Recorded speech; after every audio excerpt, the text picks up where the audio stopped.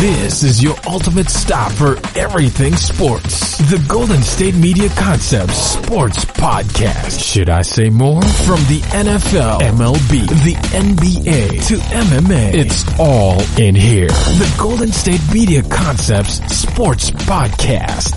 Listen now.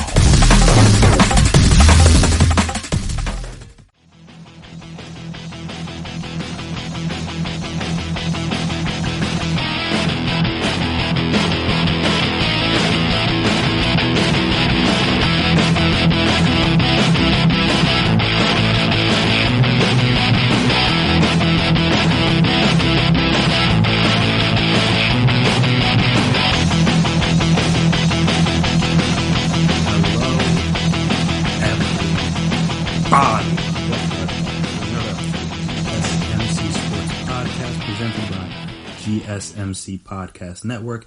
My name is Chris Blades, and before I get started here today, I want to make sure I take the time to remind you guys, as always, if you haven't already, please subscribe to the podcast. Help make sure that you never miss an episode. Help make sure that you're always on top of when we drop our latest stuff. Also, if you could please as well, give us a 5-star rating, write a nice review. Be very appreciated. Very helpful. Allows to see what you guys like, what you guys dislike, the ways we can improve, all that fun stuff. And also, if you're on social media, we're on social media. So you can find us there, Twitter, Instagram, Facebook. We can talk, we can chat, we can debate, we can discuss. And as we discussed on the last episode, the Washington football team will be going through some changes pretty soon, mainly with their name. But it might not stop there, apparently, because due to the stuff coming out this weekend. So since we last spoke to each other, or since I last spoke to you, I guess I should say, I think they're trying to cycle through some names.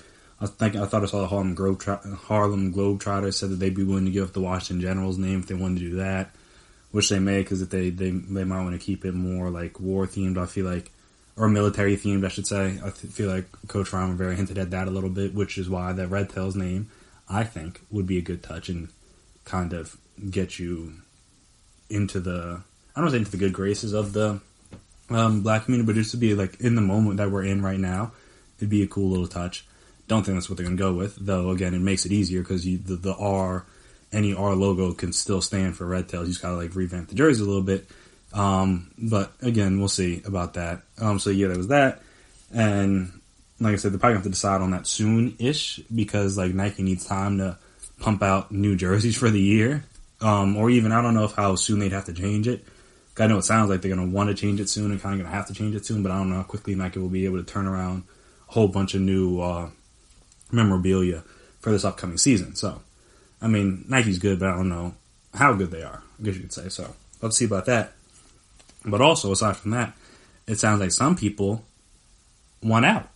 There was a report of 3 minority owners that apparently make up about 40% stake in the company, all searching to sell their stakes. So we'll get into that. This is from ESPN. So as I just said, 3 minority owners of the Washington football team are seeking to sell their shares in the team because they are not happy being a partner with owner Daniel Snyder, which is interesting because like he was there when they bought their shares. So we'll get into that in a moment. This is the Washington Post reported this, citing sources familiar with the deliberations. Prominent businessmen Robert Rothman, Dwight Schrare, and Frederick W. Smith, who combined own about 40% of the team, have hired an investment banking firm to undergo a search for possible buyers. One of the sources told the Post, Pro Football Talk, first reported that Schrare and Smith are trying to sell their stakes in the team. The development comes as the team appears increasingly likely to change its name amid renewed pressure, given the national focus on human rights and social justice after the death of George Floyd in Minnesota a little while back. And not just George Floyd, but other subsequent things that have happened that have caused the movement to continue on. Because this is, quick aside, but this is like the longest any of us have really seen a movement like this. Like there are still protests, there's still things going on in the streets, still people are asking for change, asking for arrest, asking for justice. Seems like every day going on for a couple months, or at least a month and a half now. I think the George Floyd murder was around like end of May, and now we're in the beginning of July, and like I said, protests are still going strong in certain states and in certain cities. People still demanding for justice on social media and in other places. So yeah, just like it seems like this maybe it's helped by the pandemic, as we've talked about already, but it seems like a part of the reason why this is happening now is because the energy is continuing. It hasn't stopped, even if it like changes courses or changes directions to different focuses or whatever. It's just continuing to go and go and go, and that's kind of why Washington is where it is at the moment. So Coach Ron Rivera told the Post on Saturday that he has been working with Snyder on a new team nickname in recent weeks. The team announced Friday that it will undergo a thorough review of the nickname. I mean, it's not really much to review, but there's that. One person who was familiar with the relationships between Snyder and their minority shareholders told ESPN's John Conley he felt this had to come as a big surprise to Snyder because he considered them all friends. So, before we get into like some of the ramifications and the fact that some of these people even went on what that's going to mean, the fact that they are distancing themselves now, to me at least, is a little interesting. Only because when they bought their shares, the team name was still the team name. When they bought their shares, Daniel Snyder was still Daniel Snyder. So, I don't know if it's just because of the backlash they're getting, or like, again, the team's getting, not necessarily them, because I didn't know who these minority owners were up until recently. Well, I guess up until Sunday. Obviously, I was hearing this on Monday, but up until Sunday when I was recording this, I couldn't have told you. Granted, Washington isn't the football team that I follow. Had I followed them, maybe I would have known, but I don't think the common football or NFL fan just knows who the minority owners are of most franchises. That's just not, I don't think it's just a common knowledge thing. The majority owners, maybe, but the minority, not so much. I'm saying they've been in the shadows for some time, but they had no problem with the name and with Daniel Snyder and with everything up until, I guess, like a week ago? Like, unless there's something bigger that's going to come out about their relationship and about how it kind of all went downhill so fast, or their relationship, and, oh yeah, I already said relationship. I thought I said something else. But their relationship and how it went down so fast. Like I said, the timing of it just seems pretty interesting. Only because, like I said, nothing within the organization has changed within the last week, other than they're getting more outside pressure to change the name, which, again, had been there for years. It's not like this is a new thing. It's not like all of a sudden people are like, you know what, we don't like that name. Like, no, people have been saying it for years, and Daniel Snyder's like, I don't care. And now all of a sudden the money's coming away, and now he's like, oh, okay, I do care. So yeah, we're going to have to do something about that. So, the timing of it all was just very peculiar to me, at least. Like I said, there's no way to know for sure if this was or wasn't coming before then, but it just seems pretty funny how they get the backlash, FedEx drops out, Nike is not putting their stuff on the website, or FedEx says they want them to change their name, or else Nike is not putting their stuff on the website. Now all of a sudden, minority owners are looking at going to investment bankers, trying to see who they can sell their shares to. Like I said, the timing of it looks a little funny in the light. But, coming with that, this just goes to show that people are continuing to want to distance themselves from Dan Snyder and from the Washington football team, which is a problem for Dan Snyder. Granted, the team is still one of the most valuable teams in the league. He's still going to make a lot of money off of it. He's still going to be the majority owner, even after they sell their shares and stuff, but it just seems like with every day that passes until they do something to kind of fix the nickname situation, or even, again, unless Daniel Snyder decides to sell the team, which he's not going to do, I don't think, people are going to continue to want to be like, no, we don't want anything to do with that. A lot because of the climate that we're in right now, which makes sense. Like I said, is this any different than it was a week ago? No. Was it named bad a week ago? Yes. Was Daniel Snyder not necessarily the greatest owner in the sport a week ago? Also, yes. But, like I'm saying, because of the time and place that we're in now, people are like, I want nothing to do with this. And, like I said, that's an issue for Dan Snyder because, I mean, when it was just outside pressure, it's like, all right, that's one thing. That's easy to ignore. Because regardless of what people say, how many people complain, petitions get signed, all those other things, they couldn't make him sell the team. And people are still showing up to games. People are still buying the merchandise. They're still getting, like, TV money. Like, they're still making a lot of money for him. So, It was like, all right, it's whatever. But now, if people are trying to sell off their shares, I mean, granted, someone's going to buy them, I would think, but they're probably going to buy them for a discount compared to whatever they paid, even though the price of the franchise is probably going up since they purchased those shares.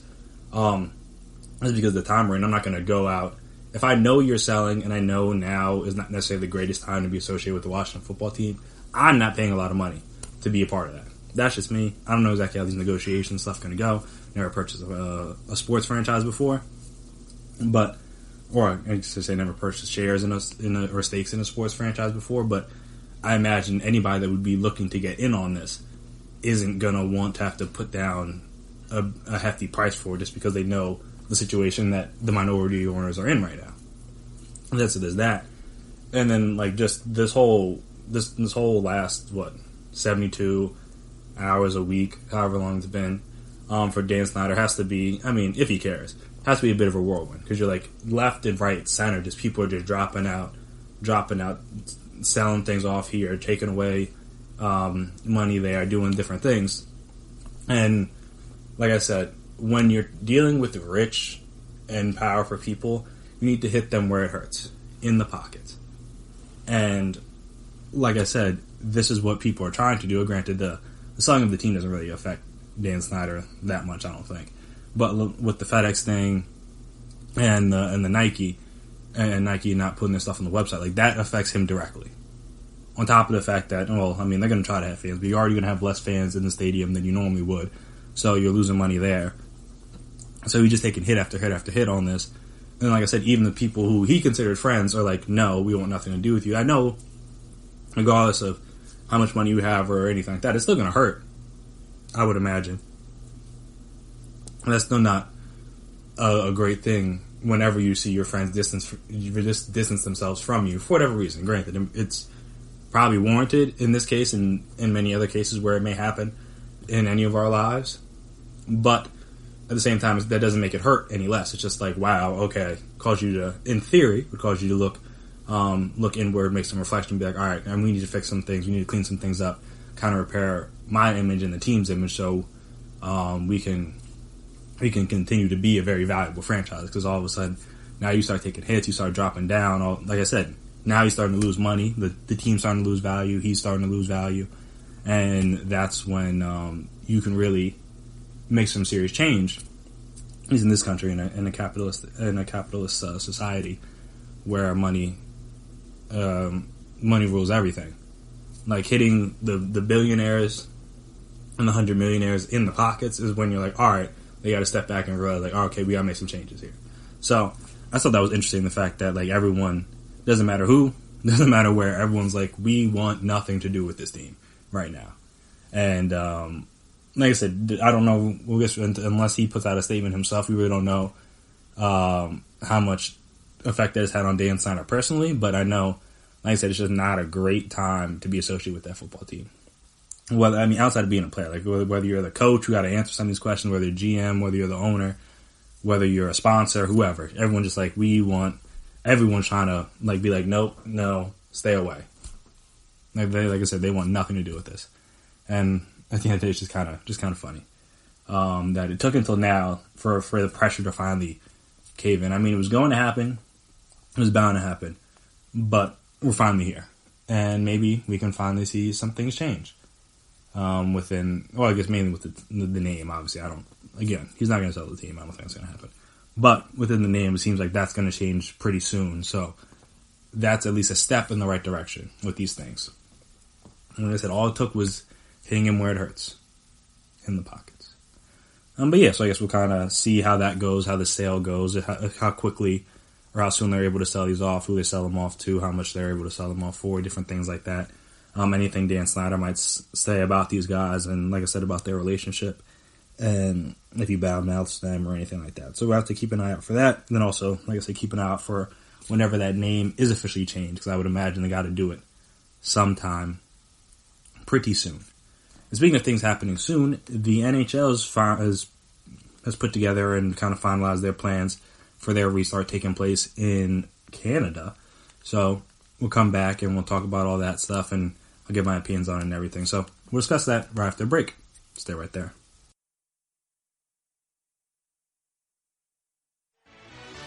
Are you looking for the very best NFL and college football podcast? Then check out the GSMC Football Podcast. Get the latest football news both on and off the field. From the NFL Draft to trades to the rumor mill to the NFL Combines, they got you covered. That's GSMCpodcast.com/football-podcast. Get updates on college rivalries, game day insights, and much, much more. It's football talk the way you want it. This show eats, sleeps, and breathes football. Don't forget to like them on Facebook and follow them on Twitter. Visit GSMCpodcast.com for more info.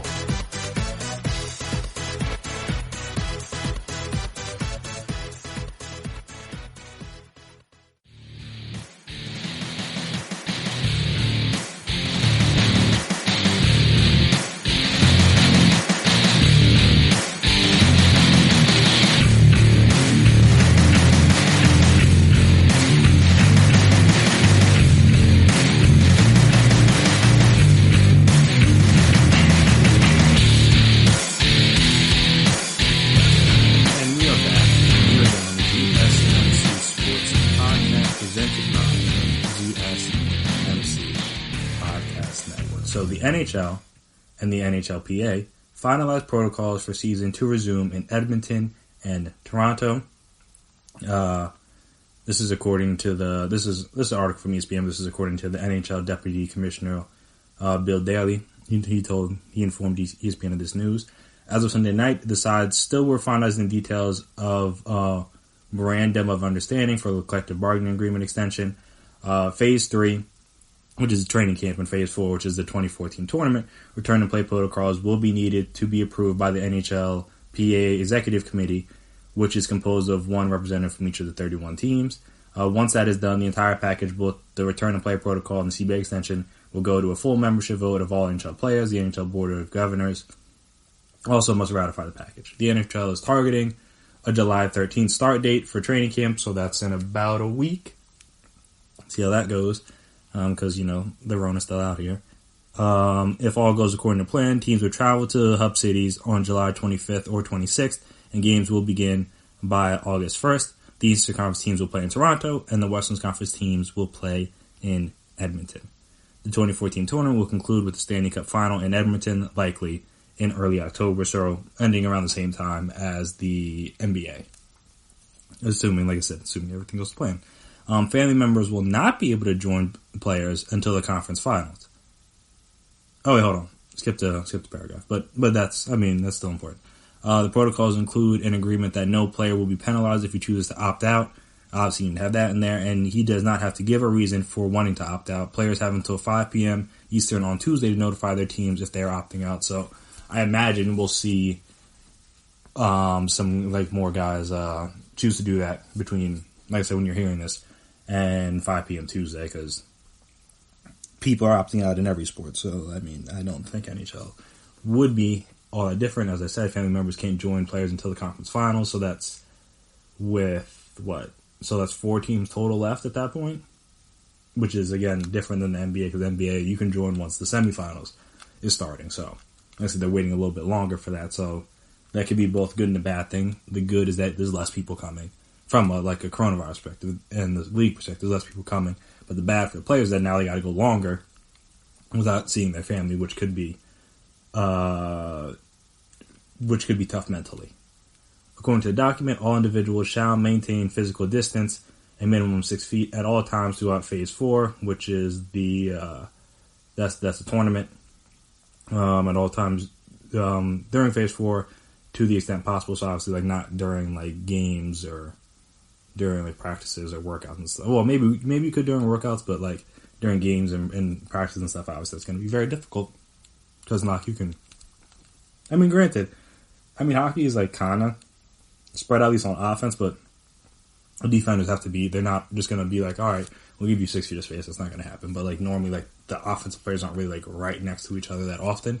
So there is that. So maybe in practice you don't need. You can maybe be able to do that better. But if you're going offense versus defense, that wouldn't really work.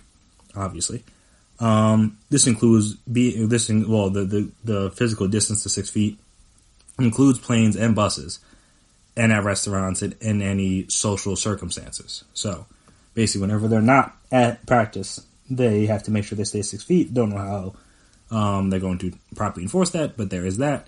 The league will be providing face coverings, which I think is the first I've heard of a league doing that. Obviously, they've recommended and said you should wear them, but I don't know if any league that I can... I mean, please correct me if I'm wrong, but this is the first time at least I've seen at least that they're going to be providing face coverings. Though, like they said, any individual can bring their own if they feel more comfortable with that. And they must be worn at all times in the secure locations or secure zones. That makes total sense. But players do not need to wear face coverings while exercising, and coaches do not need to wear them while on the benches. If teams do not comply with the protocols, it could lead to significant financial penalties and potential loss of draft picks. So, the one point that I wanted to touch on that I thought was pretty interesting was the coaches. Just because, obviously, talking and speaking, if you've been wearing a mask when you're out, which you should, but if you have been, then you know, like talking, especially, I guess I haven't had to yell because I've never been far enough from somebody that I need to yell at them, at least during this time. But yeah, so like talking is harder to do. Obviously it's muffled. If you're wearing a mask, it's muffled to a degree.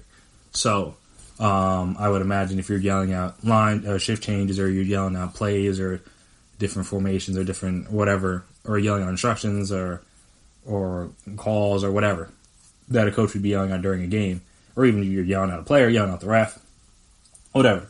That would obviously be tougher with a mask on. So I understand why they don't have that, but also at the same time, especially in these arenas, or where I guess you call them arena, where they're going to be playing these games, which are going to be enclosed, obviously.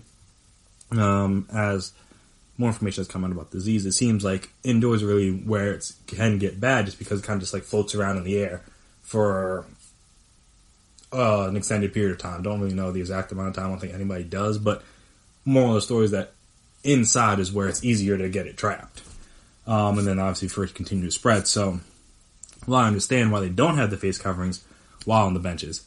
It seems like that could potentially put people at risk, because if a coach were to contract it, or not even just a coach, if a player were to have it, maybe even a ref, whoever were to have it, and now you're inside this arena where you're yelling and people are talking and I don't know about how the sweat works, but just like you're talking, you're calling things out, you're yelling, cheering, the different things. So those droplets and things are kind of just going to be circulating through the air throughout the game. So that's a little dangerous. I thought that was peculiar, just because, I mean, I don't really see the harm in them wearing masks. Again, I understand you do, but you want to yell. But also, I think part of the reason why people would have to yell as loud as they would is because of the fans. And correct me, I don't think Toronto or Edmonton's going to have fans. I know Canada's, like most countries, has done a better job with this than America has, but I don't think that means that they're going to have fans. Even the KBO doesn't have fans. Like most sports leagues around different countries outside, I guess, New Zealand, and even they're still picking up little cases here and there, but it's just not as bad as many other countries. Even they don't. I mean, they were really the only ones that had fans that I saw, like full blown, like just letting everybody into the stadiums kind of thing for their soccer or rugby, whatever sports they were watching during that time. So I was saying, with no fans, you would think you shouldn't have to yell as loudly, because again, you don't have to talk over anyone. All you're yelling over is just the other coach or the players. So again, the no mask thing was a little peculiar to me. But yeah, we'll see how that goes, because as we've been seeing, and as we will touch on a little bit more in the next segment, teams that are getting ready to go down to places and getting ready to start their training camps or their workouts, whether it's MLB or NBA or even MLS, who's down there, and their lower starting teams are starting to go down there to their bubble now in Florida. You're seeing people test positive for the Rona, so again, they're going to a different country, so we don't know how that will affect things. But still, it's all this stuff is still very much up in the air, even though, like I said, it's great that they have their plan in place. They have they have set dates, and they're like, all right, we're going to start this day, or this is going to be training camp, this is going to be the first games, all that stuff. It all sounds good. Like I said, on paper, everything was good. And then you get off the paper, and you get into the real world, and you're like, oh, okay, this is not as simple as I thought it would be. So there is that. But, yeah, it should just be interesting, and obviously, the NHL playoffs are always interesting regardless. Stanley Cup players are always interesting. I'm not even a big hockey guy, and I still am always tuned into the playoffs just because all their games are just, for whatever reason. And this is even just watching them on TV, because obviously a lot of people say with hockey they're better in person, because again, you can really get the effects of the arena and of the noise and all the banging and all the flying to the boards and all that different stuff, the slapping of the puck and everything, all those sounds that you can hear on TV, but you kind of don't get that real experience other than being at the game. I mean, I would say that about a lot of sports guys. Know going to an NBA game definitely feels different than watching it on TV. Going to a football game feels different than watching it on TV. Baseball's the only one where I don't feel like it's that much different. Though, again, if it's a playoff game, I would imagine that's different. I haven't been to a MLB playoff game, or even just a game in general in a while. But I haven't been to like a big game. I just went to like a random like June game, so it didn't really matter as much. But again, I imagine if you get those September, October games, even those would be a cool, just like they're cool to experience in person. But yeah, so the playoffs should be fun. The NHL, this tournament should be interesting to seeing how it works and kind of what happens, as we talked about with the NBA, or even kind of like, even you can kind of say the same thing for the MLB. It's just like with all this weirdness going on right now, there's going to be potentially a random team that comes out of this that maybe just, I mean, it's hard to say just snuck in because they took 24 teams, but that wasn't supposed to be in the playoffs, you could say. And also now they make a deep run or something like that, or you could see like a team that was really good all year. Maybe they get knocked out in the first round, something like that. Not that that's completely impossible in hockey, but it's just not expected. Had the season continued on the way it was supposed to, with no interruptions, you wouldn't have expected that kind of thing. But it should be interesting, and also just to see how these hub cities or bubbles work in a different country. Because obviously they're having them in Florida. MLB is not having any, which is whatever. Football, NFL is not going to have any, which is, again, whatever. College football is not going to have any. But the MLS is trying it. The WNBA is trying it. NBA is trying it. So it's going to be interesting just to see if these ones in other countries work better, or able to get through with more ease than the ones happening in the States. I mean, like I said, the Rona doesn't discriminate. It literally is everywhere. But, like I said, just from understanding of the virus and a preparedness for combating it, and also just like a general sense of like responsibility, individual responsibility, to be like, hey, I'm going to wear my mask, I'm going to do this, I'm going to do that, make sure I stay safe, those kind of things.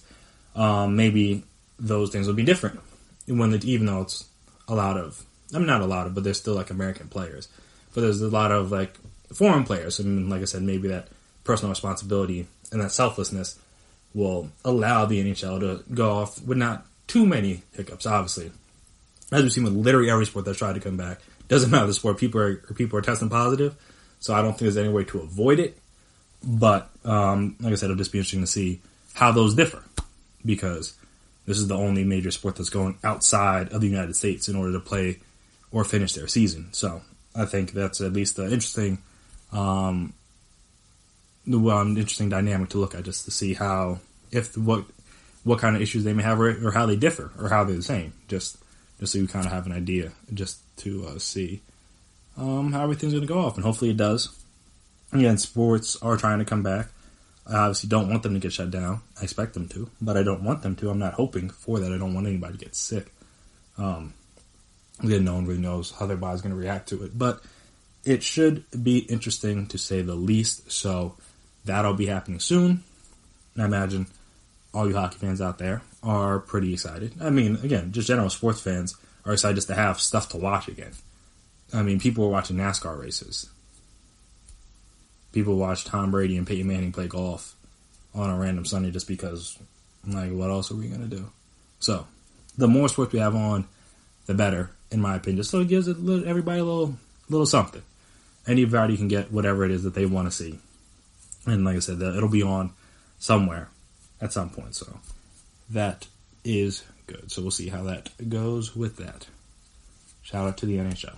But after this next break, we're going to come back here and we're going to discuss, as we've been seeing, or as I imagine you guys have been seeing, with the different sports having different people test positive, different players dropping out, and even tournaments that have been going on, or even leagues that have been going on, they haven't had teams potentially have to drop out, or maybe getting ready to drop out.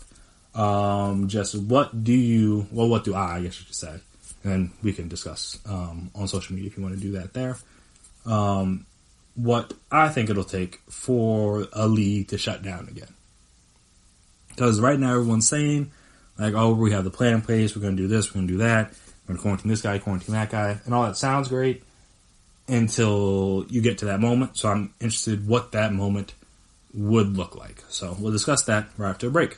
Stay right there.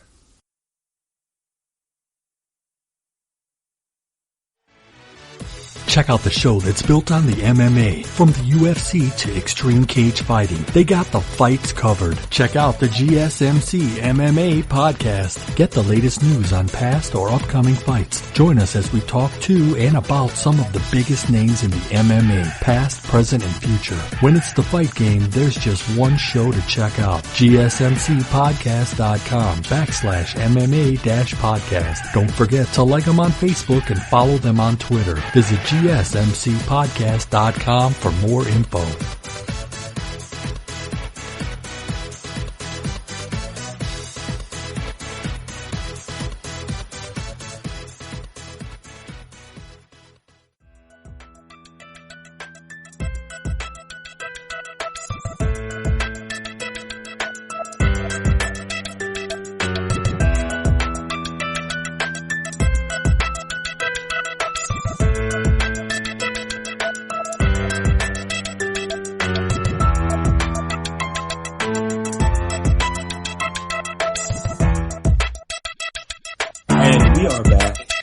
GSMC Sports Podcast, presented by GSMC Podcast Now. So, just kind of doing a quick little overview, a little look around sports leagues. I think the MLS, they're down in their bubble now. They've had I thought I saw one team had 10 guys test positive. Well, 10 players and staff members, not just players, but 10 or 11 players and staff members test positive off of one team. Another team had a couple players here and there. Another team had a couple players here and there. Obviously, with the women's National Soccer League, the one team in Orlando already had to drop out prior to the league starting back up. We've seen in the NBA players test positive, have to quarantine themselves. Even I know Spencer Dinwiddie was putting out today what he was experiencing. Now, in day 10 of all this, I believe, he put out a tweet earlier that said, day 10 update, the sinus pressure headaches when I get up are starting to subside, but I was a little too bullish on the bike with the kind of like a droplet of sweat emoji with kind of a laughing. Got dizzy and felt weak, shaking my head. But if I can get a negative test tomorrow, then they're going to get me back on the court Tuesday. First off, that's stupid. I'm not saying for him. Again, he's a basketball player. He's going to want to get back on the court. But from a health professional standpoint, all right, this man is still feeling a little shaky, doing some physical activity, and just really had his sinus pressure headache subside for the first time. And now, if he tests negative tomorrow, well, today when you guys hear this, then they're going to let him get back on a basketball court on Tuesday. That sounds like a terrible idea. There's no way he's right. You need to work back up to that, you would think. I don't know. But yeah, that's a separate point. I've seen baseball players, they're starting to put out, they're starting to do their testing now. You're seeing players test positive and everything. I think it was the TBT, the little basketball tournament, like the winner-take-all tournament. They had 3 teams drop out because of the Rona. And then they had a replacement team also have to drop out because of the Rona. So, I mean, everything that we kind of have been hoping for and anticipating is looking more and more shaky by the day. And again, the good thing, and really the only good thing, is that it's not like a lot of people, at least in the NBA and MLB standpoint, obviously with TBT, that's a separate point, that's kind of a mess. And the MLS, outside of like the 1 or 2 teams that have had like a good chunk of players, it's been like, it hasn't been like massive amounts of players on each team.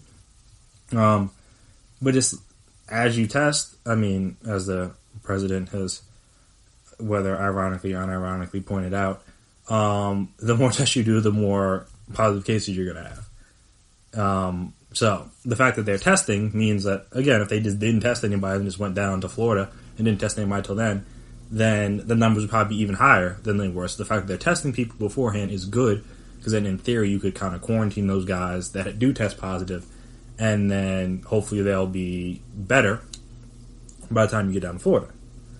But just even when you see the guys that have tested positive, like we talked about with Rudy Gobert, he still hasn't really regained his full sense in terms of his sense of smell and sense of taste. Since he got it back in March, he was the first person and kind of set this whole thing in motion, at least in a sports perspective, at least in this country. Because I promise you, even back when I was in my office, because I think that was the day that he ended up testing positive, and basically the NBA got shut down, was the last day I think I was in my office, because I was supposed to go in the next day, and told us, like, nah, don't come in. But even up until then, like, people were like, oh, how serious are you taking it? No one was, like, that worried before, because, like, oh, it's just the flu. Like, brothers get sick, like, it is what it is. Like, it's not like that serious in America yet. And then that happened, and then they shut everything down, and you're like, oh, okay, this is kind of serious. And then, like, as you saw over the next 4 months, or I guess, it's almost coming up on 4 months since the March 11th shutdown of the NBA. You're like, oh, okay, this is kind of serious. Now, not everybody's taking it as seriously as they could, so that's a separate point. Everybody's determined how serious they're going to take it at this point. There's no real changing that from wherever you are, whether you're taking it extremely serious and you're barely even leaving your house, you're not taking it serious at all. Wherever you fall on that spectrum, you're kind of settled in there at this point. But yeah, so when you're talking about that, talking about Von Miller, as we discussed a little while back, with him still having some issues with that and still not feeling completely like himself, and I think he got it back in March, or tested positive back in March too. Then again, I think he has like asthma or whatever, so that definitely doesn't help. But as I like to, I don't do this much on social media, but when we discuss these things, I like to point out, like, I don't think he's the only athlete in any of the major sports that has asthma. Let me just put it that way. When I was growing up, as a kid, there were just a couple of kids even on my teams as I was playing like Pop Warner and different things that had asthma. So I'm saying even though these guys are the best athletes in the world, in the best shape, working with the best trainers, the best dietitians, the best facilities, all the best staffs, all that stuff, that doesn't really, if you have asthma, you have asthma. It's not really going to change anything. Obviously, it'll make it easier to deal with, but that's not, like, with all the experts in the medical field that you have around you and at your disposal, it's going to definitely make it easier in theory. But again, you don't know how you're going to react to this until your body has to react to it. Hopefully it doesn't, but I mean, for those of us that or those people that end up catching and testing positive and having symptoms of it, whether mild or severe, it's still going to be kind of a tough thing to deal with, it seems like. Again, and that's just even the athletes. I haven't even mentioned some of the horror stories you see on like Twitter and the news about different people. Again, these aren't everybody, but it's just like some of these people, the fact that this could happen to you is definitely a little bit scary. And then Freddie Freeman was the more recent one, big time player for the Braves on one of the prominent teams, one of the teams that, again, they're not the Dodgers or the Yankees, but a team that's definitely been on the rise, and a team that people think could compete for at least a pennant in the National League this year. maybe not a World Series, but they have all the pieces in place with the young stars, the good pitching, good hitting, good defense. Everything you'd want from a good team, they have that, assuming everybody stays healthy. But yeah, so he's a pretty big name and one of the first really, I mean, not that Charlie Blackmon isn't a big name, but he's like the first really, really big name from that MLB, at least in my opinion, to come down with it. And he had symptoms, and reading an article about that, he's kind of been a mess. And like I said, it's all, you don't really know how it's going to go until you having to go through it. So then, and just thinking about that and everything, I'm just wondering, what do I think it would take to shut it back down? Especially when a lot of these sports are going to Florida. NBA is going to Florida. WNBA is going to Florida. MLS is already in Florida. And it's not like they aren't one of the states that are having massive spikes. I don't think they're the worst state, but at least in the area in which they're going, it's not looking very good. So it's just ooh, why would we go down there? But yes, even dealing with that and just seeing, or when you're talking about the MLB where people are having to travel, they're not in bubbles. NFL, they're not in bubbles. And you're seeing even in situations where people are trying to be safe, they're trying to do the right thing, trying to make sure everybody's distanced and they're not really crossing paths and doing different things that put themselves in harm's way. Again, they're popping up in every sport. Golf's having them, tennis is having them, NASCAR, like I said, TBT, MLB, NBA, MLS. It really doesn't matter what sport you're playing in this country. You're going to have somebody test positive. And as of right now, they haven't gotten to the point where they're actually playing the games yet. So it doesn't necessarily matter. Obviously, it's not great because you don't know how long it's going to take for you to get back to your playing self in terms of what's going to take for you to get back on the court in order to be able to get things ready for a season. Because with the NBA specifically, these guys, because they're still having, I think 3 or 4 teams with to shut down their facilities. I know the Bucks and Kings just did it today. I know the Clippers did it in the past. And I think the Heat had to do it not that long ago. And there may be more teams even. But yeah, these teams have to shut down their facilities because of the coronavirus. So I think maybe I forget if the Pelicans have to do it too, or if they just had a couple guys test positive, or whatever. But teams are having to shut down their facilities, and yet they're all going to get ready to go on a plane and head down to Orlando. And it's with that, it's this is a completely separate point that I won't even get into, but just the whole how long it's going to take people to get ready, because you're talking about people getting ready to play meaningful basketball games in 3 weeks. Now we're talking about guys that are going to get down there late and not maybe going to have a week and a half max to get back into playing shape, and that's going to be another mess. That's why I'm kind of worried about injuries and stuff like that. But that's it. It's on the outside looking in, trying to decipher what it would take in theory to shut down a sports league again. I think anything short of a star player getting it or a couple whole teams getting it, I think they're going to try to play through it. You see with the TBT, I said that they had 4 different teams have to exit the tournament, and the tournament's still going on. You could argue that maybe we should shut this down. It's not that serious, but they're hey, look, I'm healthy, we're good. Let's keep it moving. And I don't think they're the only sports or the only league or tournament or whatever that's going to think like that. I think a lot of them are going to be look, if enough people can play, screw it. We'll figure it out from there. So, like I mentioned, Freddie Freeman's a big name. So that's a kind of a bigger deal. Again, obviously it's before the season starts. Had this happened during the season, it might have warranted a little bit different of a reaction. But yeah, anything short of like I said, in the NBA, if we're talking about if a Giannis, if a LeBron, if Anthony Davis, if a Kawhi, a PG, a Harden, a Russ, who else? An Embiid, a Ben Simmons, a Tatum. Oh, well, Jokic already had it. I don't know if I'm assuming he's fine now. They haven't really heard any news about that. But barring any of those guys getting it, I feel unless multiple teams don't have enough to field a full team, then I think they're probably going to try to play on. Whether that's smart or not is a completely separate point, but I think it's going to take that. Or I think if a star player says, nah, I'm leaving, this isn't worth it, or I'm not going to come down, I think that'll cause pause. I know in baseball, Mike Trout is a little on the fence about whether or not he's going to play, just because I think his wife is going to have a kid soon. So he's like, I don't want to leave that. And then plus she won't be able to come because they have a newborn baby and everything. So he's like, I don't know. Not worth $3 million guarantee. He's made a lot of money. He's won multiple MVPs. He's like, one season is not really going to do it for him, though. In fairness, the Angels should be good or better this year. I don't know how good, but they should be better. But at the same time, they just signed Rendon to a long-term extension. Excuse me. Otani's going to be there for a while. Mike Trout's going to be there for a while. Like, this isn't like the last year, in theory, that he's going to have a good team around him. You would hope. And so I don't think... And I think, like I said, when he's won the accolades, I mean, obviously a ring would be nice, but is it better than the health and safety of your family?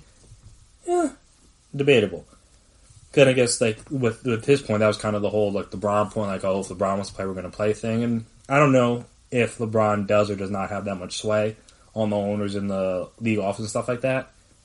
But I do think it would cause some concern within the league about whether or not to shut down if LeBron was there and, like, one of his kids or, like, his wife tested positive either back in California or when they got down to Orlando, or even, like I said, if he tested positive and he was just like, nah, I'm good, like, I'm out.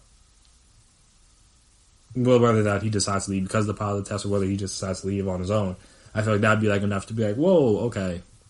Like, if LeBron's leaving, why are the rest of us playing? Similar thing, like, I really think, like, in the NBA, LeBron's probably the only one. Even if Giannis decided not to play, like, hey, still got LeBron. I guess we'll just have the Celtics or the Raptors come out of the East. We'll be all right. Like, honestly, I don't know what it's going to take because it doesn't seem like you would think multiple teams are going to shut down their practice facilities before they head down to Orlando. Or Orlando seeing, or just Florida in general, seeing spikes in cases would be enough to be like, maybe this isn't the best idea. But they're just, all the leagues being like full steam ahead, like, we're good. People testing positive, hey, is what it is what we wanted. Apparently. So I'm just looking, I'm like, I don't know what it's going to take to shut things down at this point. Not that, again, as I've always said, I want sports to be played. I just want it to be played in a safe environment. And I'm not sure how safe that bubble is going to be. Because, in theory, I would imagine the thought process for the NBA, or even these other leagues, was like, all right, once these tests start and you're getting ready to start up training camps, spring training, or whatever, the players would be more safe, be more careful. And not to say that they're catching it from being reckless, but if you've seen some of the Instagrams and some of the posts and some of the things these players have been doing, they're maybe not living life as much as they would because, again, not everything's going to be open. Like, they can't go to clubs and different things like that. But it's not a lot of these athletes are just shacked up in their house and only going out to the grocery store. Like, they're still enjoying themselves. They're still doing workouts. Again, you kind of have to. Still hanging out with friends and doing different things. So even with the testing and everything going on, that's just, the players are still like, hey, I'll be all right. And again, that's kind of the mindset of Americans in general at this point. So, I mean, I can't necessarily say I blame them. It's not really. This is kind of what I would have expected. Now, I'm not sure if that's what the league would have expected. I don't know. Like I said, and that's only going to become worse when they head down to Orlando, where they literally have nothing to do outside of, I guess, watch Disney movies or play ping pong or, like, I guess do video games. I know Dame said he was going to, like, bring a video game system and his recording equipment to his hotel room so he won't have to leave. So he'll be straight. But not everybody does that. Some people, and there are just certain people that just don't like being confined to their house for a long period of time. Like I said, everybody's a little bit different, but, like, there's a lot of people I knew that the moment things started to open back up, boom, they were out and about, getting back to life as close to the same as possible as before. And like I said, there's a lot of athletes that I imagine are very similar because that's kind of like the lifestyle they live. So it's hard for you to expect things to stay calm once they're down there, but then again, that can lead to outbreaks and cases and stuff like that, and it could be a whole mess. So, I don't know. I said all that to say I really don't know what's going to take to shut it down again. Like I said, anything short of a star player being out and being like serious, like they got to go to a hospital or something like that. Like I think that's probably the only thing. Like even like if it's like a rotation player or something like that, I think they still might try to see if they can continue on. But like I said, one of those top tier players in any of the sports, kind of like whether it's NHL, MLB, NBA, if any guys test positive, like and they got to go to a hospital or something like that, or especially God forbid they're on like a ventilator, then I think even a lot of cases are still going to be like, we can figure it out. Barring, like I said, like 4 teams on the dropout at the same time. If it's just like one team, somebody got lucky. If it's, like I said, if it's 2 teams, maybe that's a little bit cause some concern, but unless it's like 3 or 4 teams got to drop out at the same time, I think they're going to keep chugging. Like I said, that's what the TBT's doing. You don't hear them shutting down. They've had 4 teams at this point drop out of the tournament. They're like, hey, look, we'll figure it out. So, anything short of that, or like I said, a major player getting it and getting it bad, I'm going to have sports. I think. So, let's hope that doesn't happen, because that's the only way I see these leagues shutting down, because there's just too much money on the line, in my opinion. There's too much to be lost from a financial standpoint for them to risk shutting down. And that's the whole reason why we're even having these sports in the beginning at all, is just because these people just want the money.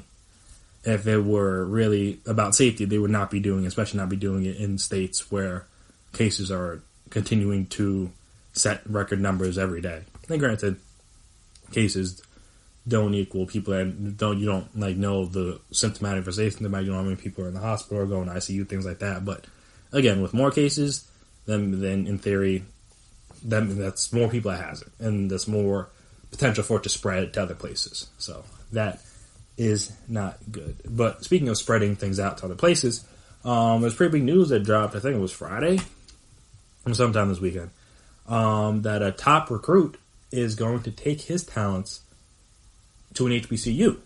So we'll talk about that, who that player is, and how it could be a big step and a big change for the future of college basketball. So we'll discuss that right after break. Stay right there.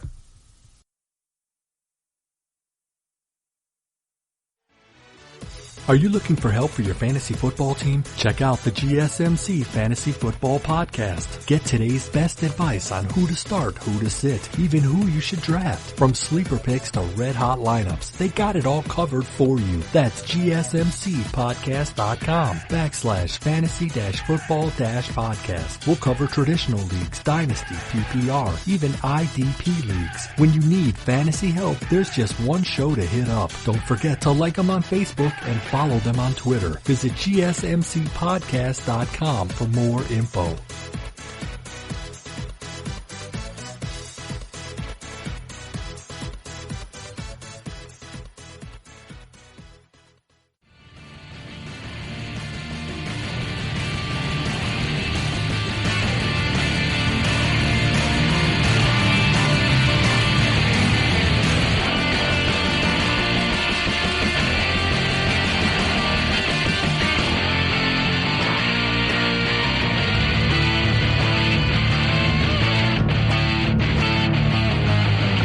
We are back. Here we go. GSMC Sports Podcast GSMC Podcast Network. So, I don't want to say historic is not the right word, but in a game-changing decision, you could argue, and I know the Undefeated wrote a great article about it, so you can look it up there through ESPN Notes on the ESPN app. But 5-star Makur Maker announced his commitment to Howard on Friday, becoming the highest-ranked college basketball prospect to commit to a historically black college university since the ESPN recruiting database started in 2007, excuse me. So, like I said, from that perspective, it is to a degree historic. Maker chose the Bison over UCLA, although Kentucky and Memphis were also on his Final Four list of schools. So, like I said, we're talking about some very esteemed programs. Like these aren't just. I mean, well, Memphis is a little bit more up and coming, but they have Penny Hardaway, so that matters. But then we're talking about Kentucky, talking about UCLA, 2 programs with, like, again, a lot of history, a lot of great players have come through there, a lot of players have gone on to have great success in the NBA after leaving those programs. So these aren't like some slouches. Like, these are big time programs, and like even with Memphis, they had a bunch of big guys. I think James Wiseman was number 1 recruit. Obviously he got suspended for the whole Penny Hardaway might have helped out the family thing, so he didn't really play. But there was a big deal that they had gotten that recruiting class in at the time. And so, like I said, the fact that they were close to pulling Maker, who I think he was in the top 20. I think he was like 17 or something like that. So like I said, a big deal, nonetheless. Maker went on to say, I was the first to announce my visit to Howard, and others started to dream what if. Maker wrote on Twitter, I need to make the HBCU movement real so others will follow. I hope I inspire guys like Mikey Williams to join me on this journey. I'm committing to Howard U and Coach Ken Blakeney. Maker visited Howard last fall during the same month when 5-star guard Josh Christopher took an official visit to the school. Christopher ultimately committed to Arizona State, which is interesting because like Arizona State's not really known as a basketball powerhouse. But hey, shout out to him. A lot of people are comfortable with familiarity. Kids could say, I would feel welcome that I'm not just an athlete, I'm part of a community. Ed Smith, Maker's guardian, told ESPN recently on the visit at Howard, that was the main difference. Just for me, on the outside looking in, he's part of the fabric. You're not just an athlete or a black athlete. Maker is a versatile 6'11" front court player, is ranked 16. So he was 16 in the ESPN 100 for 2020. He also entered his name into the NBA draft, but he's likely to withdraw if he's not expected to be a first-round pick. Maker is ranked number 75 in the ESPN draft rankings. There have been links to Maker in the G League. Was also have told ESPN he isn't interested in going that route, at least not at this time. Maker is the first 5-star prospect to commit to an HBCU since ESPN's recruiting database began, and if selected in the NBA draft, he would be the first such HBCU product since Kyle O'Quinn from Norfolk State in 2012. But over the past couple months, HBCUs have become more assertive in recruiting top-tier high school talent, especially in the 2021 and the 2022 class. Blakeney, who took over Howard before last season, spoke to ESPN recently about the potential impact of 5-star prospects at an HBCU and the importance of the prospect succeeding. Whenever 5-star lands, we can't mess it up, Blakeney said. If we mess it up, we may not have another opportunity to be able to do it again. Maker is the cousin of Detroit Pistons forward Thon Maker. He was born in Kenya before moving to Australia.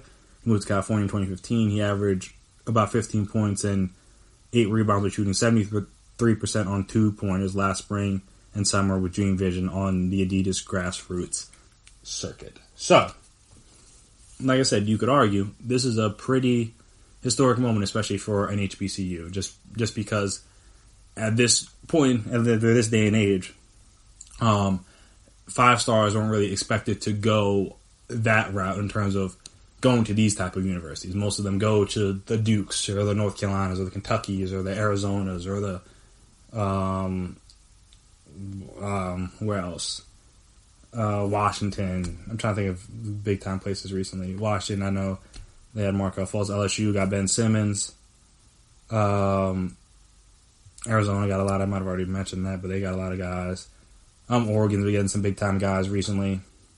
So yeah, just most of them weren't going to the historically black colleges and universities, which again, in the social climate we're in, has become a big discussion point, because in a lot of places and in a lot of these schools, you're seeing that even though they have a lot of prominent black athletes on their campuses and that have gone through their program and gone on to be successful, there are still issues with race within some of those teams or within some of those communities and those universities.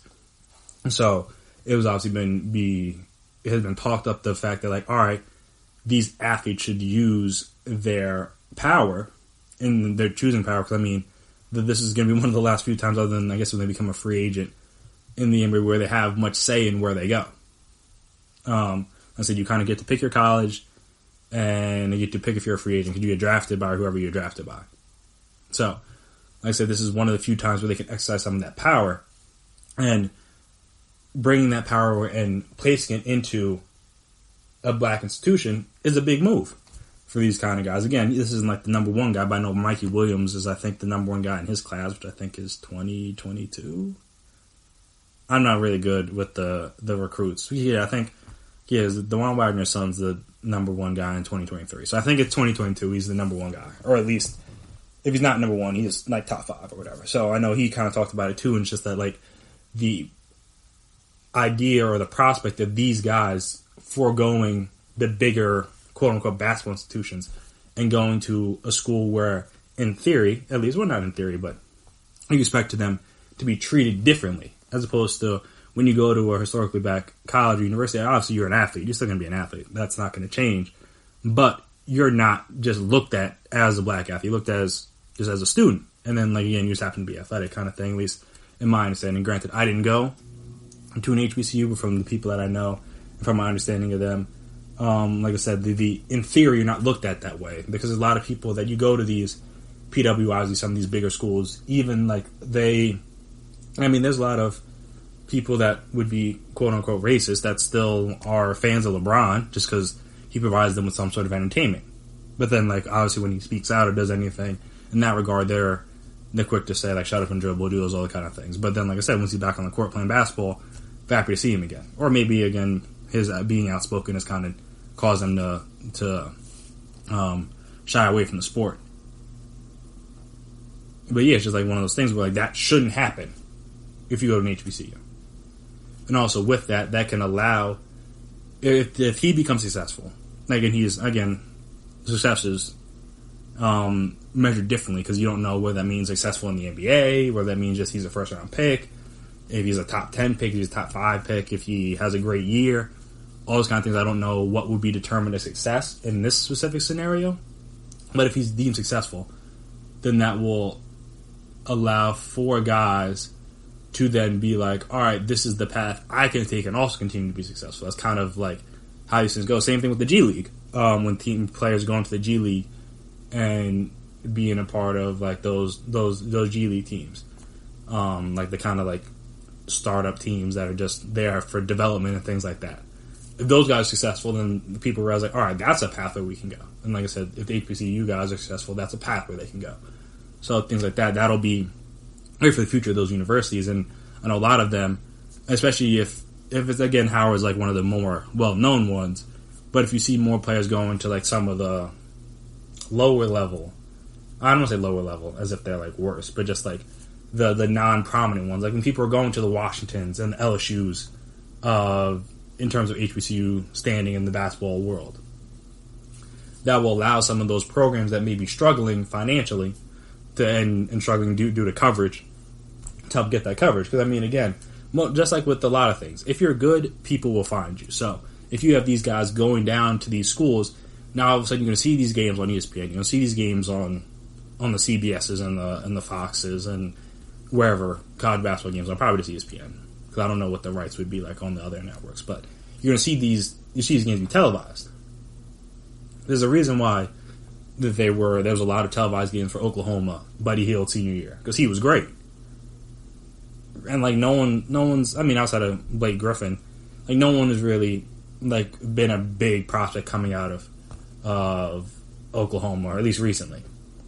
But again, and then obviously that came followed that up with Trae Young. But like I said, when you're good, they'll find. I know like they had I remember watching in college the LSU Oklahoma game. Like that's a game you'd watch in football, but that's not a game you would think of in terms of basketball.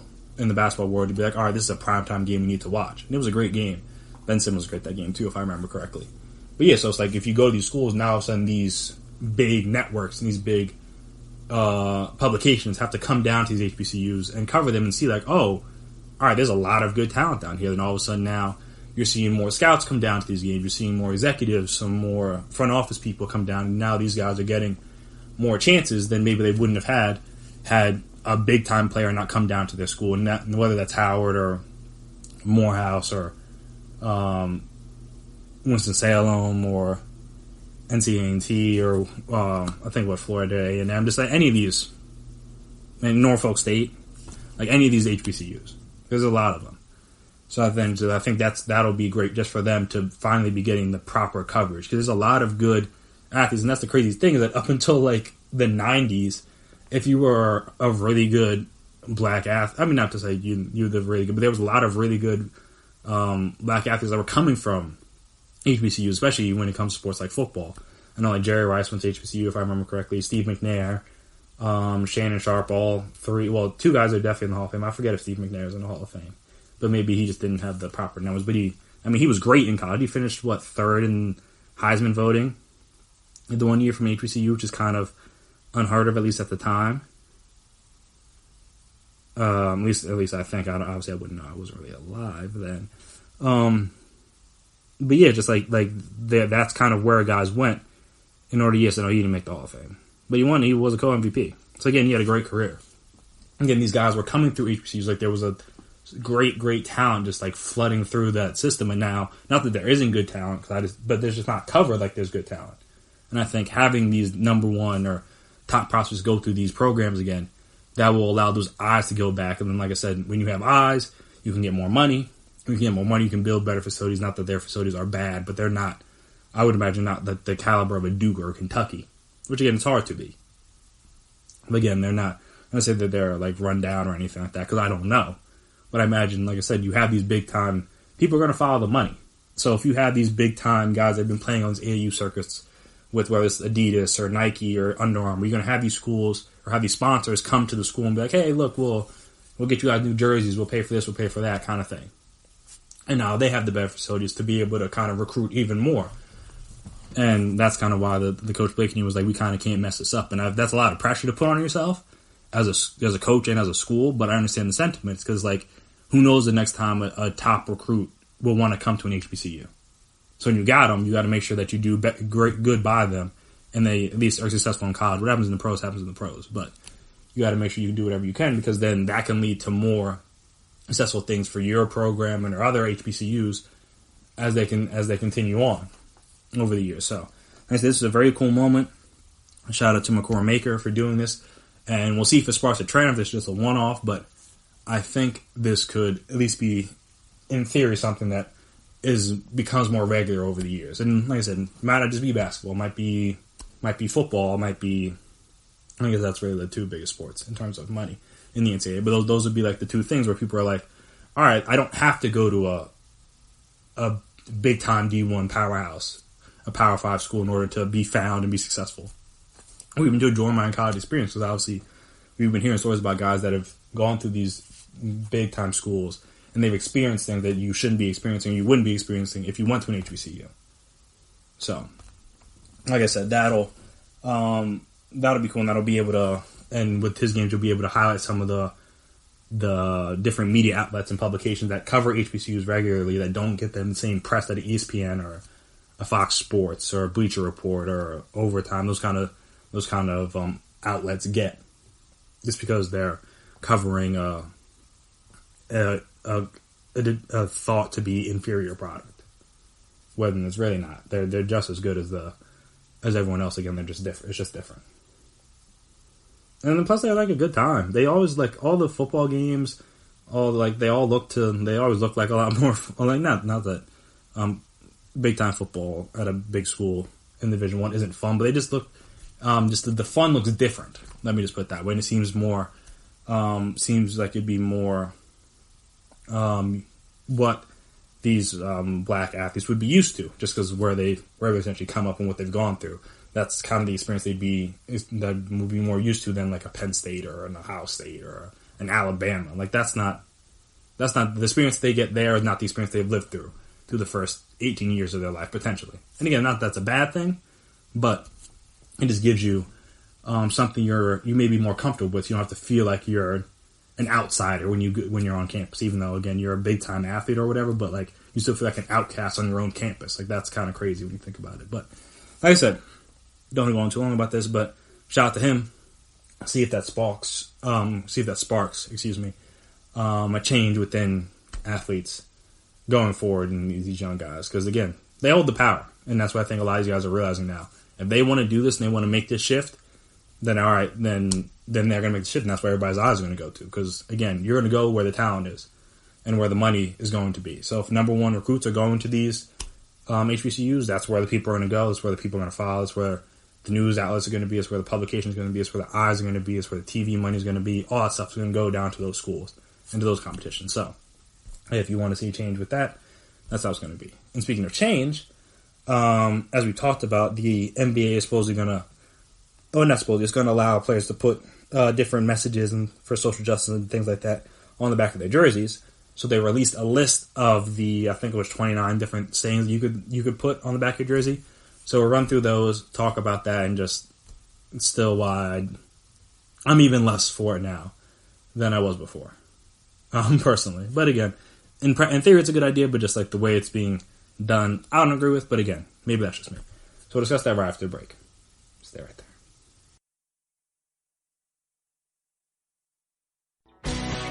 Are you looking to get your college football fix?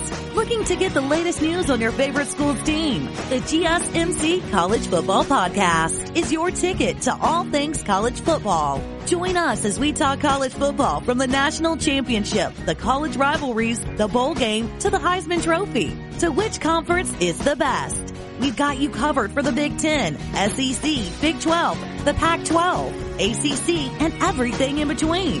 Download the GSMC College Football Podcast on iTunes, Stitcher, SoundCloud, Google Play, or anywhere you find podcasts. Just type GSMC in the search bar.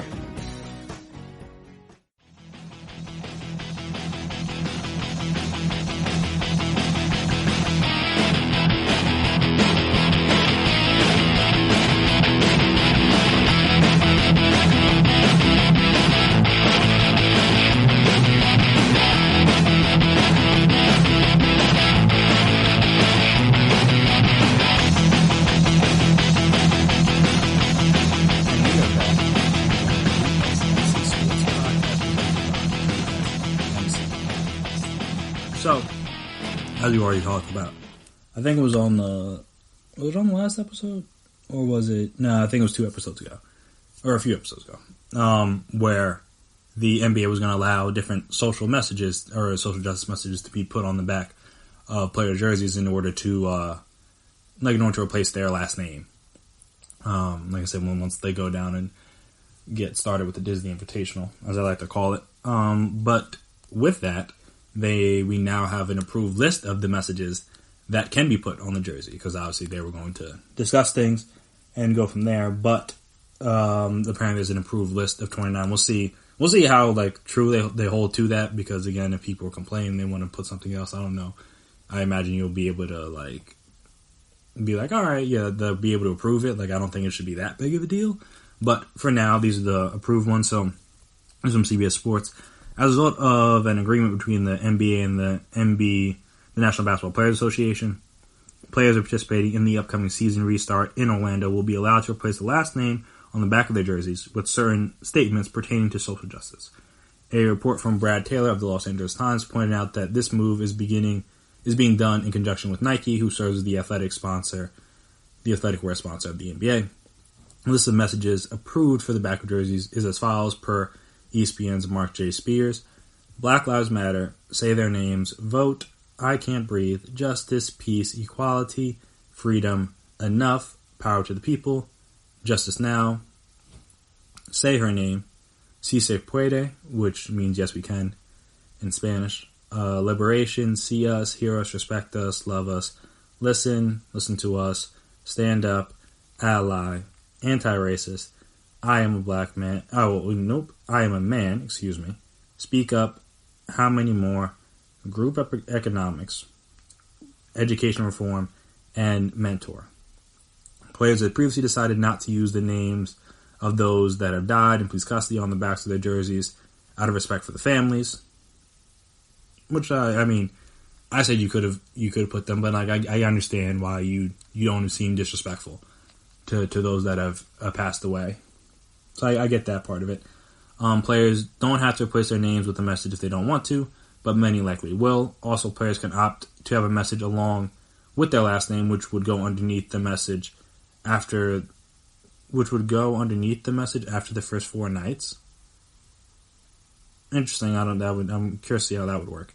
In recent years, the NBA and its players have been quick to adopt relevant aesthetics in the face of social injustice around the country being in the national consciousness, particularly to Black Americans following the death of Eric Garner at the hands of New York police. Players like LeBron James, Kobe Bryant, Kyrie Irving.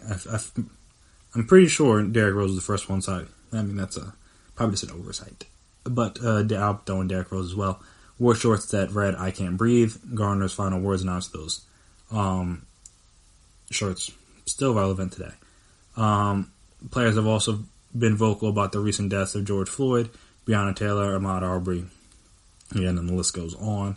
Nike has also pushed to attach anti-racism messaging into its advertising, creating a commercial that encourages viewers not to ignore the problem of systemic racism in the country in the wake of George Floyd's death. While NBA teams can have multiple iterations of jerseys for the season, the nameplate is often left untouched. The last time it was changed, however, came into 2014 when the NBA released jerseys that would have the nicknames of players on the back instead of their last names. So that's kind of where we're at with it now.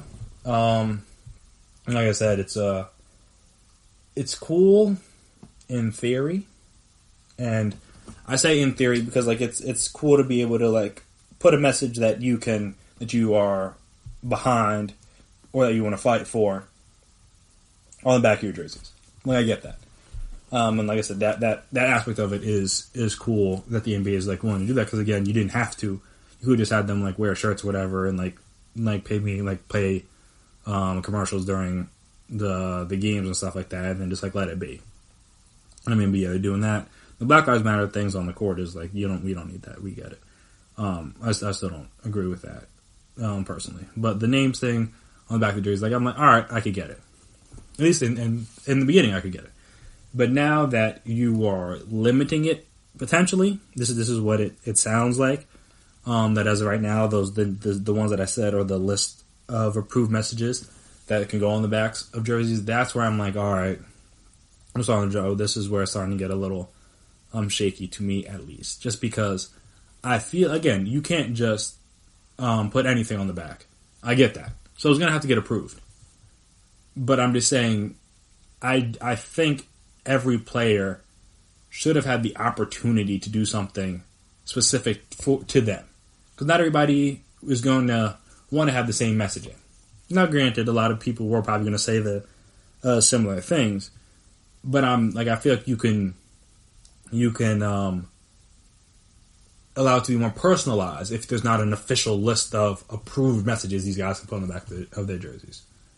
I feel like that's where it kind of hurts it a little bit, just because now it's just like, all right, you can only say but so much, and you're kind of just like, I don't know if censoring is the right word, even though, again, the NBA is their own entity, so they can do what they want. But just like, I feel as if you could, again, like I said, you can't just let anything slide, but you couldn't like have profanity or like John Moran. There was the Photoshop of him saying like it was like F12 because he's number 12. So obviously you can't have that on the back of the jersey, because that's like that would be inappropriate, especially with kids watching. And it was a shame he had to like apologize for that tweet too. I was like, it's a joke. It's not that serious. Like, come on. I can't believe this. I don't know who, whether it was somebody in the organization or somebody in the NBA that told him that he had to apologize for that. I'm like, that was crazy. He had to apologize for that. I'm like, that's not that serious. Brothers have said and done worse in the league and have apologized very little for. So I'm like, or not even just in the NBA, but just in other sports and in life in general. And they've had to apologize for. So I was like, that was kind of whatever. But maybe that's just me. But yeah, so it's just like with that, I don't feel as if it's now become it's I don't know if compromise isn't the right word, but it just doesn't feel as heartfelt to me, because again, when you have an approved list, now you're just picking the one that you like most out of the list, as opposed to allowing it to be personal to each and every player. Because again, different players may want to say different messages.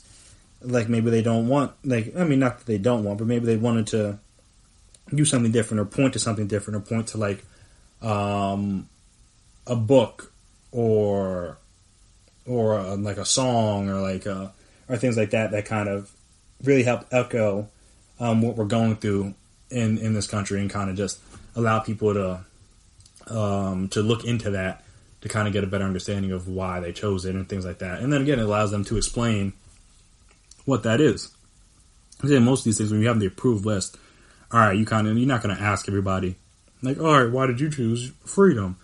Or why did you choose justice now? Or why did you choose say her name? Or why did you choose anti-racist? Like, no one's, like, it's like, that's not going to be, I don't think that's going to happen. Again, who knows what's really going to happen. But if you had something very distinct on the back of your jersey, you'd be like, all right, what made you go with that? And then you could you would allow the player to go into his whole spiel about it, why it's important to him, why you chose it, things like that. And then again, that could allow for this moment not to go away and not to die out. Probably not the best use of words, but you get my point. But yeah, so just like when you look at the sayings, like a lot of that, while a lot of that is important and has been mentioned, when you see, like, when you go to these protests and you see these signs and you hear the chants of the different things at the protests and stuff, none of that really points to the real issue, and that's kind of where it falls flat to me. Because the real issue is just that brothers just want police held accountable. That's really it. That's all anybody wants. That's a part of this. Whether I said you're black, white, Latino, Asian, doesn't really matter. Anybody that's in support of this movement is just saying we just want the police held accountable for their actions. Nothing more, nothing less. We don't want street names. We don't want people to stop referring to the biggest bedroom in the house as the master bedroom. We don't want. Well, again, we do kind of want the Washington football team to change their name. That's definitely can. That's fine.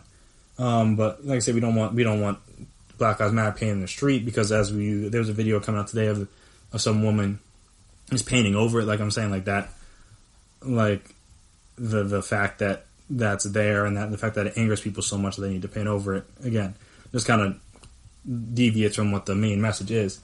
So I feel like that's where it goes fall flat. None of that, and nowhere they mention, like I said, they mentioned education reform, which, I mean, is great, but the education reform can come from the defunding of the police, which, again, I'm not going to get into. That's for a different podcast. It's more sports related, obviously. But I'm saying that's the kind of thing that these people are seeking, and that's the kind of thing these people that's the kind of thing we're after. We're looking for a better use of those resources, in my opinion. That's kind of what people are hoping for. Just because, again, over-policing does not really help. The best and safest communities aren't the ones with the most police. They're the ones with the greatest amount of resources. Just, sit with that one for a second. But yeah, so just like none of those things, none of those statements. Obviously, you got the popular ones with Black Lives Matter, say their name, say her name, I can't breathe, stuff like that. But I'm like, I mean, even like honestly, like anti-racist, probably the most. I mean, that's not even like that powerful statement, because it shouldn't be that hard to be against racism. Like that just seems like a pretty standard thing for people to do. But yeah, just like when you look at like group economics and like education reform, it's like why, like for what purpose is that on there? Like, what does it have to do with what we kind of are, well, what people, not to say we, but what the people that are involved in the movement are hoping to get out of this? Because all they want out of this is for police to be held responsible. But again, you can't say that on the back of the jerseys, because like, there's going to be police there and you don't want to alienate the police and all that other stuff. Which, I mean, I get, but then I'm just like, then why even have it at all? And like I said, if you're going to police, literally police what the people can say, while also not being able to touch on the real crux of the issues that is at hand in the country, it's just like, why even have it, in my opinion? That's why, again, it just falls flat to me. But again, teach their own. We'll see if they kind of back off of their like stance. Like, again, you can't approve everything, so I get that part. So they kind of just want to have a set where like we know all these are okay and cool and no one's gonna have issues. But I just feel like if a person has a cause or a saying that's very important to them and very true to how they feel in this moment, if again, as long as it's not derogatory, it's not explicit, anything like that, I feel like they should be allowed to put on the back. That's what I thought the purpose of this was. Not to be like, all right, you can put these pre-approved things on the back. And again, they're going to have to get it approved anyway. So it's like, all right, just be like, can I just put this instead? You say yes or no. And then if you say no, all right, then we go to something else. It shouldn't just be like, I have to choose from this specific list. That kind of defeats the purpose, in my opinion. Personally, at least. But again, we'll see how it goes. We'll see how it all plays out. But that's just me. I just feel like the list, especially some of the things that are on the list, I'm like, this is like what? Like none of this addresses the real issues. Or allows the people to address the real issues at hand. Granted, they can still speak about it before and after game and stuff like that, but just I thought this moment was for it to be a prominent moment on the court where you see it, and you can't, if you're going to watch a game, you can't run away from it. Like it's just there and in your face. But now I'm saying if you having people put like justice and peace on the back, like that doesn't really do anything for me when I'm watching. That doesn't really like be like, oh, that's so profound. At least to me, again, but to everybody's different. Teach their own. But yes, after we come back here on the last break, as we're getting ready to gear up, obviously all sports are coming back, and that means football's coming back. And crazy enough that usually July you're getting ready for, everyone's getting pumped for training camp and stuff, and I feel like that enthusiasm's a little died down. Not in everybody, but it's a little bit lower than most people, just because there's been no sports. A lot of sports are coming back at the same time. But with that being said, I feel like there are a good amount of first round picks. It's unfortunate that it's going to come this year, but there's a few of them that this is going to make or break season for them, where they're kind of in a place where they need to have, not going to say the biggest year, like they don't need to be like an all pro or Pro Bowl caliber player, but they need to be a very solid player. Or from not first round picks from 2017, so where like their extension, they could have gotten an extension this offseason, or like could potentially be on have their 5th year option picked up, so they have 2 more years left. So there's a few of these guys that I feel like kind of are in need of a big year. So we'll discuss all those right after the break. Stay right there. Check out the show built around the women of MMA, from the UFC, Invicta FC, Bellator, and One Championship. We got the fights covered. It's the Golden State Media Concepts Women's MMA Podcast. The latest news of upcoming fights, discussions of previous matches. Join us as we talk to and about the biggest names in women's mixed martial arts, past, present, and future. When it's the women's fight game, you know where to listen to. The Golden State Media Concepts Women's MMA Podcast.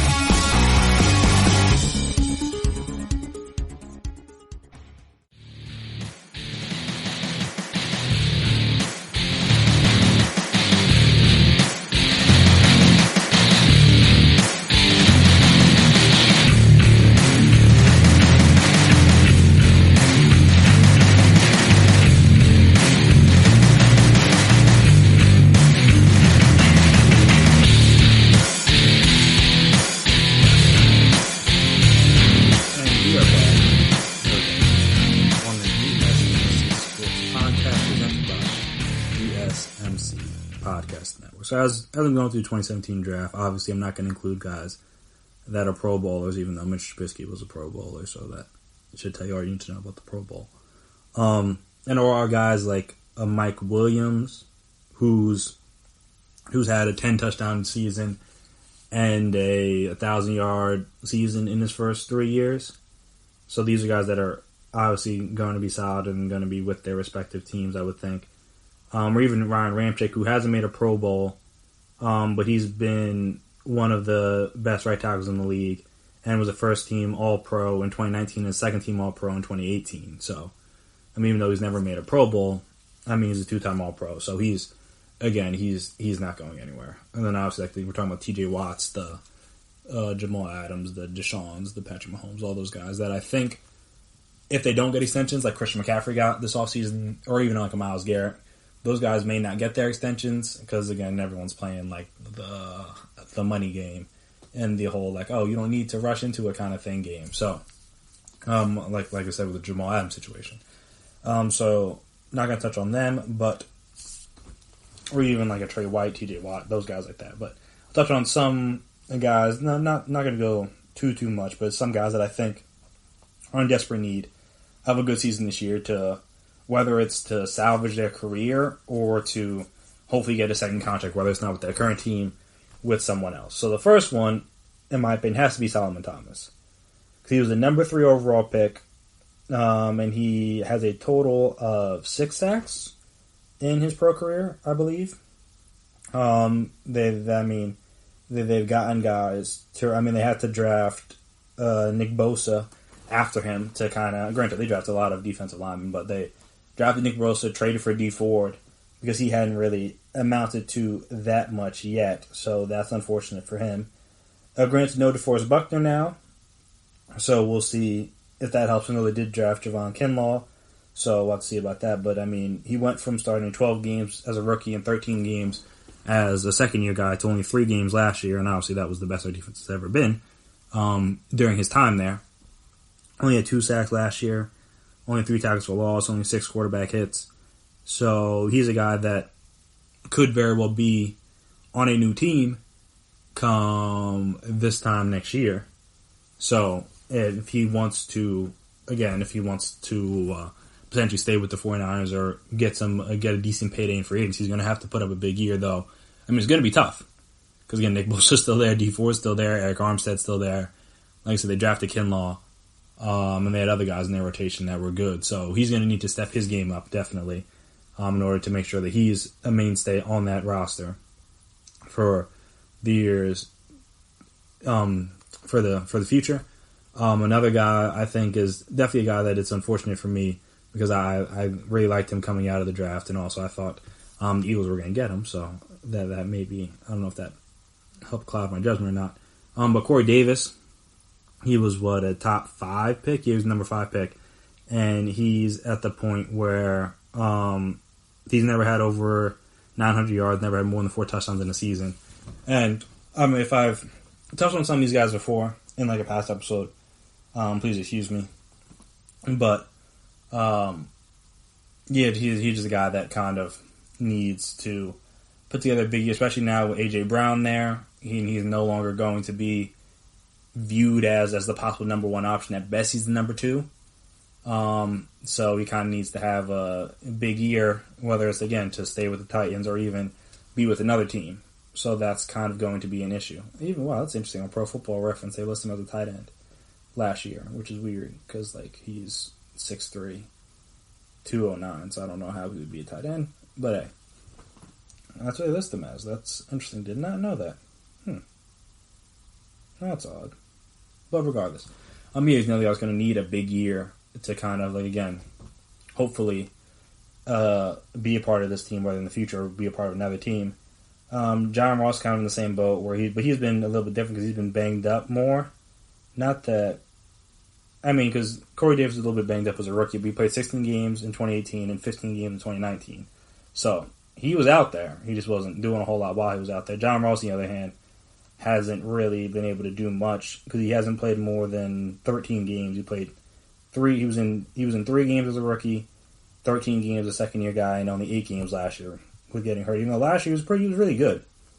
Over 500 yards in those 8 games, 18.1 yards per reception, 3 touchdowns.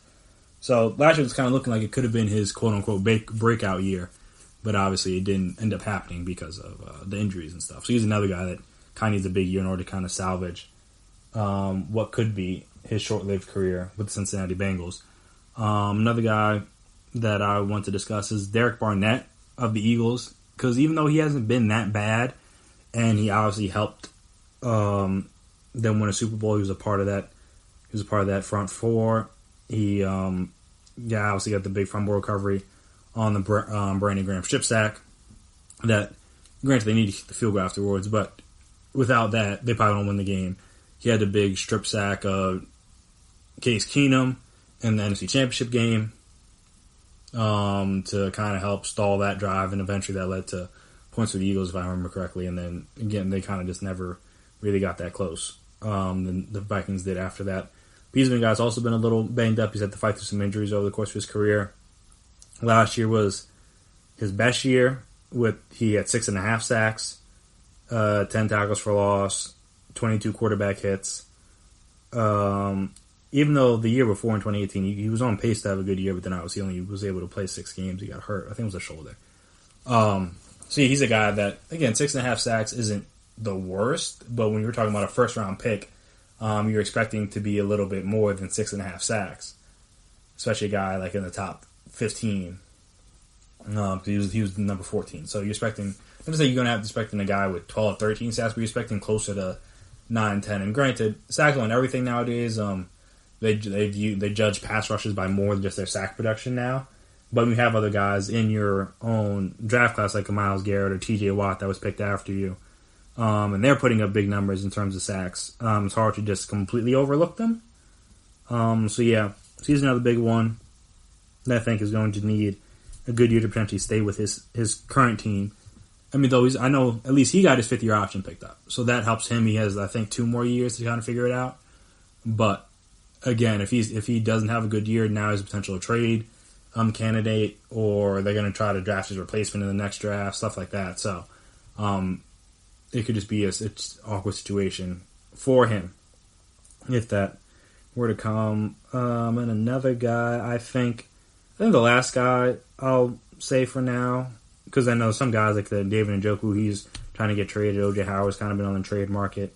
Some of those other guys obviously haven't been all that great. I think Takk McKinley also, he's trying to get out of Atlanta. But I think last guy I'm going to put is Evan Ingram, tight end from the Giants. And I think he got his 5th-year option picked up. I'll actually double-check that for you guys in a second. But he's a guy that came out really good as a rookie. Had started 11 games, played in 15. Had 64 catches, 722 yards, and 6 touchdowns. But it's all kind of been downhill from there. A lot of it's been due to injury. Hold on, just the 5th year. I just want to make sure he did get his 5th-year option picked up. Yeah, they picked up his 5th-year option for him and Jabril Peppers. But I mean, that makes sense. But yeah, he's a guy that they think they have big plans for him, whether it's that tight end or a big receiver. In this offense, I don't know. We won't know until the season starts, which, I mean, hopefully we'll be able to get through. But that's a different story for a different day. But yeah, so he has a lot. He's shown a lot of promise, but again, the injuries have kind of been what's held him back, at least for the time being, as the numbers have continued to decrease over the last few years. Whether it's like his touchdown numbers, I guess, he had 3 last year and 3 in 2018. His catches are down because he played in less games, obviously. His yards per reception were down. His catch percentage went up and his yards per game went up a little bit, so that definitely does help. But, again, playing in a combined 19 games in the last 2 seasons and starting only 14 of them. Not great, though, again. Starter just means if you were in on the first play or not. But, again, if you're the prime tight end, you would think, all right, at worst, they shouldn't be going 4 wide to start every game. They're usually going 3 by 1 at least, or 11 personnel, which obviously the one back and 1 tight end. And so you think like he should be out there on the field, but he wasn't always out there. So he's a guy that's, again, he's kind of going to be in the Derek Barnett situation where he has his 5th-year option picked up, so that means he has more time to kind of figure it out. But at the same time, if he has another down year, now you're talking about trading him, you're talking about maybe even end up releasing him, just finding a way to get him off the team if he's not being productive for you guys. Because again, every organization wants productive players, so that's going to hurt him a lot if he has another one of those down years or injury riddled years. Because it's just like at some point you kind of just can't wait and see. And I feel like after 4 years is kind of where you're like, all right, maybe like again, people go on and have success with other teams. Like that's not uncommon. Like it could happen in his case, but just like. The Giants might not be willing to wait around to see if that's what this situation is.